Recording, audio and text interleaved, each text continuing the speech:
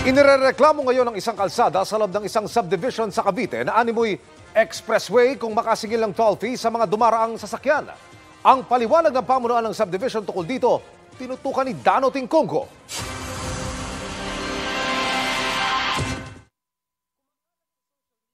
Ito ng isang netizen sa GSIS Road sa bahagi ng Gardenia Valley Subdivision Molino 3 sa Bacoor, Cavite. Pabiro niya itong tinawag na Gardenia Valley Expressway dahil may naniningil daw ng toll para makadaan. Nakita ko may ganun na, may toll gate na silang sarili. Kasi dati ang sinisingil lang nila mga closed van, mga truck, ganun. Ngayon pati motor sinisingil na, tricycle, jeep, ganyan. Naisip to, ayos to, may sariling toll gate. Ano to, expressway? 5 pesos ang singil nila sa mga tricycle, 10 pesos naman sa ibang uri ng sasakyan kabilang ang mga motorsiklo, kotse at jeep. Bakit ho naman gano'n? Dito, ma'am? Oho, lagi akong dumadaan dito. Private po? Yes po.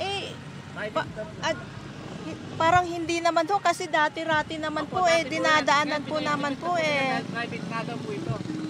Paano yung mga nakatira po dyan? Ikot po kami ng malayo. Hindi po, kasi naandyan po yung bahay ko.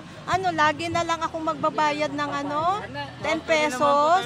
Paliwanag ng pamunuan ng subdivision, sakop ng private property ng subdivision ng daan at pinapayagan umano sila ng city government ng Bacoor na maningil ng toll sa mga dumaraan na walang tinatawag na solidarity sticker na ibinibigay sa mga taga Bacoor. It's a big misconception that that road is a national road. Well, in fact, hindi. Ito ay parte ng aming subdivision, meaning ito ay pribadong daan ng aming subdivision at meron kaming mga hinahawakang dokumento para dito. Kung sino man ang walang sticker ng solidarity, ang private subdivision na nagpapagamit ng kanilang pribadong daan ay may karapatang maningil ng karampatang koleksyon sa paggamit ng aming kalsada. Kinilangan din daw maningil ng subdivision para mapanatili ang seguridad sa lugar. Ang unang-unang matinding reklamo po dyan ay yung pollution.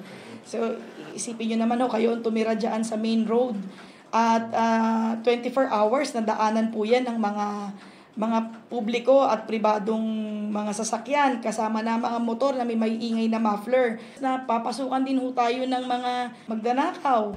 Pero paalala ng Bacoor City Legal Office, nakasaad sa Rule 14 ng Magna Carta for Homeowners and Homeowners Associations, bawal maningil ng toll ang mga subdivision maliban kung sila ang nag-aayos ng kalsada. Tama naman sila na sinabi nila that that is a private property, no? But to collect fees at saka tolls, medyo alanganin kami doon because we know naman na meron tayong department order from DSUD na bawal ang toll. Ina-acknowledge natin na yung pwedeng gawin ng mga subdivision ay i-regulate lamang yung pumapasok sa kanila for purposes of security. Ang dapat nilang gawin, i-honor nila yung solidarity sticker para mabilis makadaan yung mga tao, mais yung traffic. At saka yung kanilang sticker din sa subdivision nila. And all others, hindi yan dapat pasukin ng mga tao na hindi naman talaga taga Bacoor. Dahil sa mga natatanggap na raw nilang reklamo, may ikipag-ugnayan daw ang Bacoor LGU sa Department of Human Settlements at Human Settlements Adjudication Commission. Para sa GMA Integrated News, Dano Tingkongko, nakatutok 24 oras.